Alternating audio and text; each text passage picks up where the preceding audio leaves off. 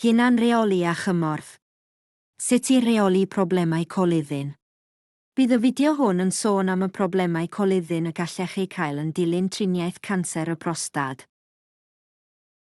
Pam y gallech chi gael problemau coluddyn? Gall triniaethau achosi llid ar y coluddyn a'r rectwm, pen ôl, a all achosi sgil-effeithiau. Gall y sgil-effeithiau ddechrau yn ystod neu'n dilyn eich triniaeth. Maen nhw fel arfer yn setlo i lawr sawl wythnos ar ôl eich triniaeth.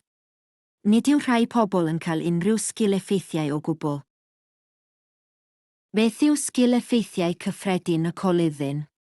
Gall triniaeth achosi i leinyn y coluddyn fynd yn llidus, proctictus, sydd wedyn yn arwain at symptomau fel y canlynol. Ysgarthion rhydd a dyfrllyd. Dolir rhydd. Pasio mwy o wynt nag arfer. Angen mynd i'r toiled yn amlach, neu orfod rhithro i'r toiled. Teimlo ysfau ysgarthu, ond wedyn methu. Teimlad nad yw'ch coluddion wedi gwagio'n iawn.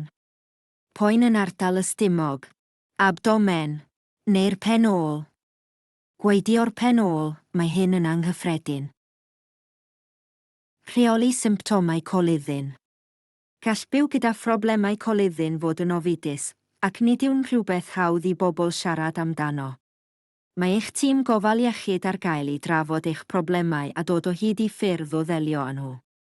Efallai bydd yn ddefnyddiol i chi gynllunio ymlaen llaw a darganfod ble mae toiledau cyn i chi fynd allan, a chario padiau amsugno. Gall diet ffeibr isel am gyfnod byr helpu i setlo dolir rhydd.